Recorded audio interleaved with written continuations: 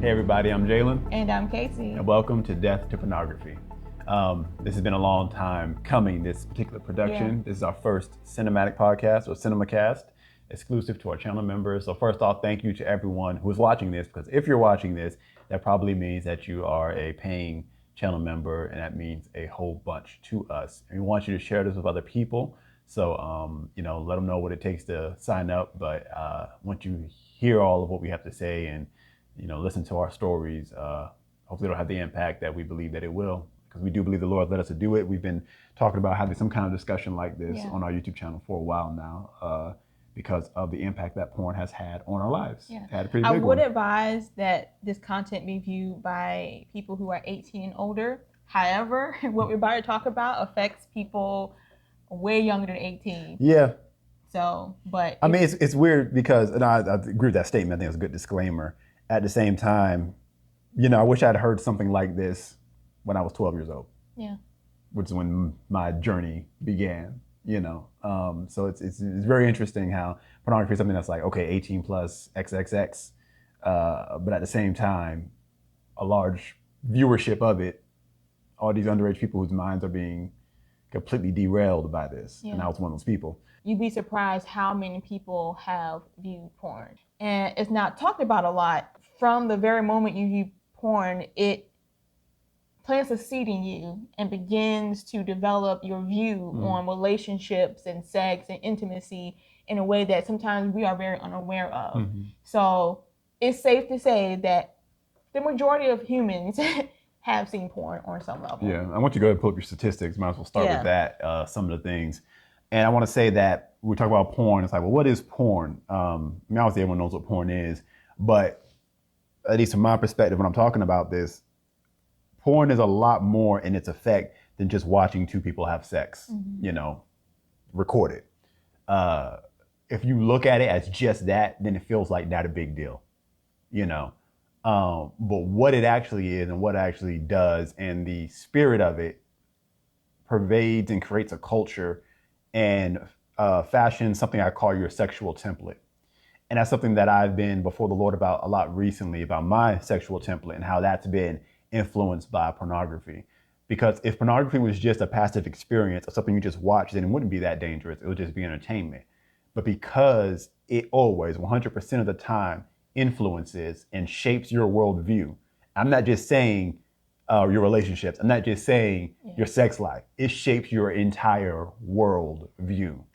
And our culture is so permeated with pornography that we don't even realize it. And there are people who have never watched pornography who are still being victimized by the culture of pornography because we don't realize how much it has invaded our culture. The terminologies we use, the way we interact and handle relationships and dating, a lot of this gets its root from pornography and the culture it's created. So it's a lot more than just an entertainment medium. It is a religion. And it's something that many of us have been living in for a long time. And I think that's kind of the dangerous part of pornography because it's in the category of entertainment. Yeah. So that right there desensitizes you to it's just being entertainment and not what it really is. So we sit there and consume it because it's entertainment. It's a game. It's not really real, So you're being harmed if it's packaged in a way that seems benign. And by marketing it as adult entertainment or 18 plus, it makes it seem like it's something that you can mature to be able to handle. When it's not, it's always poison. Like anthrax is poison. No matter how strong or healthy you become or how old you get, it'll never stop being deadly to your body.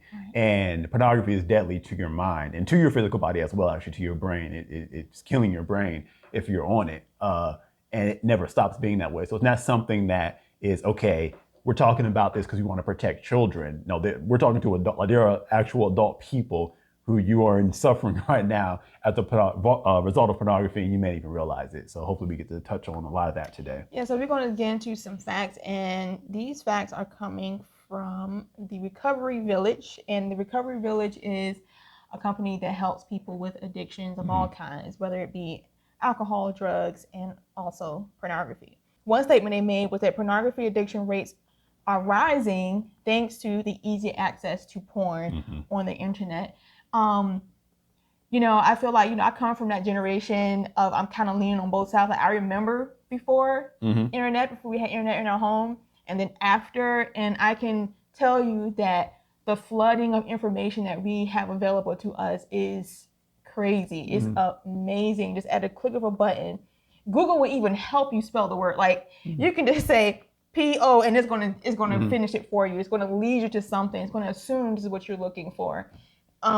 So the rise of the internet and our ability to access stuff so easily, the rise of pornography is so extreme. Before, you had to really go and look for it. There would be specialty stores in a corner somewhere or a magazine or something like that, and you would hide that.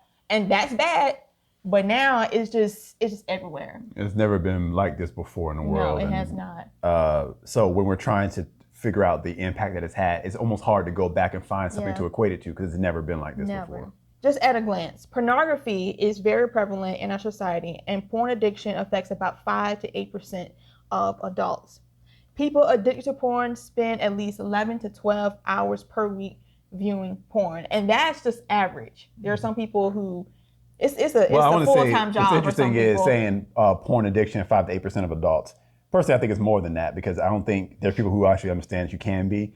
And one thing I do want to say as well is porn addiction isn't even half of the problem that we're discussing here. I mean, yeah, it's a real problem. You can get help for that and everything. But you don't, this isn't a discussion of we want to help people addicted to porn because you have a problem, but everyone else is okay. No. Whatever that threshold of requirement, medically speaking, to be addicted to porn, whatever's right beneath it and all the way down to the bottom, all these people need to hear what we're going to say and need help too. So that 5 to 8% to me is almost a meaningless number in this discussion. So most people who have a porn addiction say that porn hurts their personal relationships. Many conditions co-occur with porn addiction, including anxiety, depression, sex addiction, social anxiety, and substance use disorders. And also, porn has also been led to cognitive and behavioral issues as well. And we have kind of personal experience on that as we're going to talk about that a little bit later. So pornography is not something to play with at all. It says 3 to 6% of adult population is affected by pornography. Up to 65% of young adult men and 18% of young women report watching pornography at least once a week. Through this amount, though this amount can be higher. All right, so you stand 2 people. Honestly, you stand 3 people in front of you. 2 of them have seen pornography that week, as far as men, basically. Yeah. If I'm doing the math on that right, it'd be 33%. But yeah, you basically say two of the 3 men that's standing in front of you, 2 of them have seen pornography that week. And then it says the increasing exposure of children to internet porn also likely contributes to the rise in porn. Age restriction on porn sites often consists of no more than a button to claim that you are 18 years old. And that's sad to me. I mean, not that I expect the porn industry to have any morals or anything like that, but the fact that we all know that 5-year-olds, 4-year-olds are tech savvy today.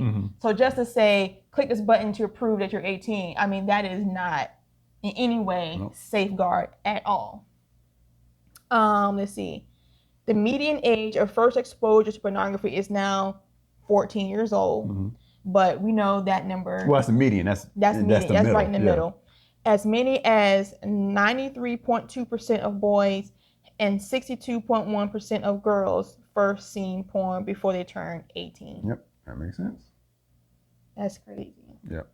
Which is basically all boys and girls have seen pornography before they turn 18. I mean, that's it. Okay. And there was one number I saw in here that I really wanted to hit about men. Let's see. Oh, here we go. 87% of men report having viewed or used pornography. 31% of women. That number for women keeps rising. Yeah. I think. I've heard different numbers, but I think because women don't talk about it the same way, because typically when you talk about porn addiction or sex addiction, we're thinking about men because men typically have a higher sex drive, reportedly anyway. So we just automatically think that this is a man's problem. Mhm. But women suffer with pornography addiction too. Women suffer with sex addictions and all kinds of things. What a man can do, women can do too, Yeah. in that regards. Yeah. And I gotta talk about the sex drive thing because in our relationship, you know, I was the one with the higher sex drive. But after separating myself from pornography, I really went before the Lord and just reevaluated everything. And I put that under the microscope as well. And I discovered, and I'm still discovering to this day, how much my sex drive, or now encompassing this bigger term, sexual template, was influenced by pornography, to where my sex drive wasn't necessarily as high as I thought it was naturally.